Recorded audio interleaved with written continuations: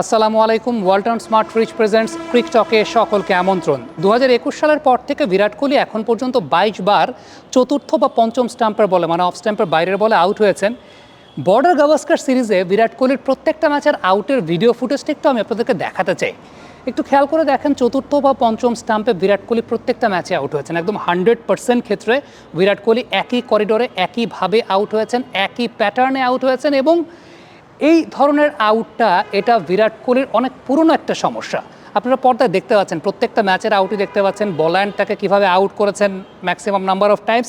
এটা আসলে কোনো প্রকার রকেট সায়েন্স না। এটা দেখেন, যে কোনো টিমেরই অ্যানালিস্ট বিরাট কোহলির এগেনস্টে এই প্ল্যানটাই দেবেন। আমি যদি যে কোনো টিমের অ্যানালিস্ট হয়ে আমার অপোনেন্ট টিমে যদি বিরাট কোহলি থাকে, আমি এই প্ল্যানটাই দিব এবং এই প্ল্যানেই তাকে ডিসিভ করবো এবং এভাবেই তিনি আসলে আউট হচ্ছেন। এখন এই প্রবলেমটা বিরাট কোহলির 2014 সালেও ছিল। সেই 2014 সালে ইংল্যান্ড ট্যুরে বিরাট কোহলি এই প্রবলেম ফেস করার পর 18 ইংল্যান্ড ট্যুরে যাওয়ার আগে বাঙ্গারের কাছে আলাদা করে কাজ করেছিলেন। সঞ্জয় বাঙ্গার ওয়ার্ল্ডের one of the finest batting coaches, এবং বাঙ্গার তখন তাকে এরকম একটা সেট আপ করে দিয়েছিলেন, একটা স্কোয়ার বক্স বানিয়ে দিয়েছিলেন।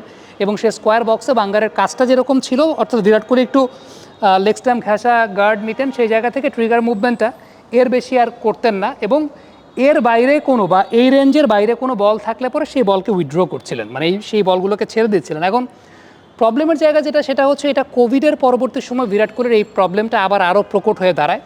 মাঝখানে একটা অনেক বড় বিরতি ছিল কোভিডের সময়টা, আমরা দেখেছি ইংল্যান্ড ট্যুরে, একদম ফার্স্ট ইংল্যান্ড ট্যুরটাতে কোভিডের পরপরই অ্যান্ডারসন তাকে অনেকবার ডিসিভ করেছেন, অন্যান্য বোলাররাও তাকে ডিসিভ করেছেন। সব কিছু মিলিয়ে অবজারভেশনের জায়গাটা যদি বলি আমি, সেই অবজারভেশনটা হচ্ছে ট্রিগারটাই বিরাট কোহলি এত বেশি ট্রিগার নিয়ে ফেলছেন। আসলে এই জায়গাটায় এত বেশি ট্রিগারে তিনি চলে যাচ্ছেন, হেড পজিশন ফল করে যাচ্ছে, অফ স্ট্যাম্পের বাইরের অবস্থান মানে অফ স্ট্যাম্পটা কোথায় সেই অবস্থান সম্পর্কে সচেতন থাকতে পারছেন না। এই জায়গা থেকে বিরাট কোহলি আসলে শিক্ষা নিতে পারেন কার কাছ থেকে? শিক্ষা নিতে পারেন সচিন টেন্ডুলকারের কাছ থেকে। সচিন টেন্ডুলকার যে ইনিংসটা সিডনিতে 241 করেছেন, সেই ইনিংসটার ওয়াগন হুইলটা যদি আপনাদেরকে একটু লক্ষ্য করে দেখাই, তাহলে ওয়াগন হুইলটা লক্ষ্য করে দেখেন, কোনো কাভার ড্রাইভ সচিন টেন্ডুলকার করেন নেই, একটা কাভার ড্রাইভও করেন নাই। কোনো প্রকার কাভার ড্রাইভ ছাড়া 241 রান সচিন টেন্ডুলকার নিয়েছিলেন, 241 রান সচিন টেন্ডুলকার করেছিলেন।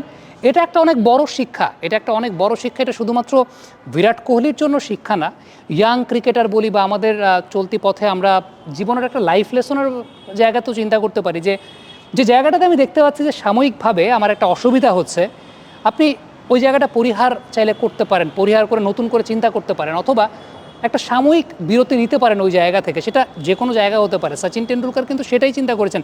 টেন্ডুলকার কি কাভার ড্রাইভ খেলতে পারেন না? টেন্ডুলকারের মতো কাভার ড্রাইভ কতজন খেলতে পারতেন? সেই টেন্ডুলকার কাভার ড্রাইভ খেলা, ওই টেস্ট ম্যাচের জন্য কাভার ড্রাইভ খেলা বাদ দিয়েছিলেন। এখন আপনি যদি ইগো দেখান যে না আমি কাভার ড্রাইভ করতেই যাবো, আউট হলে হইলাম, সেটা ডিফারেন্ট ইস্যু। তবে টেন্ডুলকার এই শিক্ষাটা, একটা লাইফ লেসনটা আমাদের সবাইকে দিয়েছেন এই ইনিংসটার মাধ্যমে, যে কখনো কখনো এরকম হতে পারে যে আপনি আপনার বেস্ট শেপে নাই, আপনি একটা কাজ পারেন, আপনি জানেন কীভাবে করতে হয়, বাট সামহাও পারছেন না, আপনি নিজেকে উইথড্র করেন ওই জায়গা থেকে, একটা বিরতি নেন, একটু ওই জিনিসটা বাদ দেন, আপনি একটা মোমেন্টাম ক্যারি করেন অন্যভাবে। এবং টেন্ডুলকার যে ধরনের শার্প টেকনিকের অধিকারী, যে শুধুমাত্র অনসাইডে খেলে 241 রান করতে পারবেন বা স্কোয়ার কাট খেলে শুধুমাত্র 241 করতে পারবেন, বিরাট কোহলি ওই মাপেরই প্লেয়ার, যে বিরাট কোহলি যদি চান তাহলে ওই কাভার ড্রাইভ ছাড়াও তিনি রান করতে পারবেন।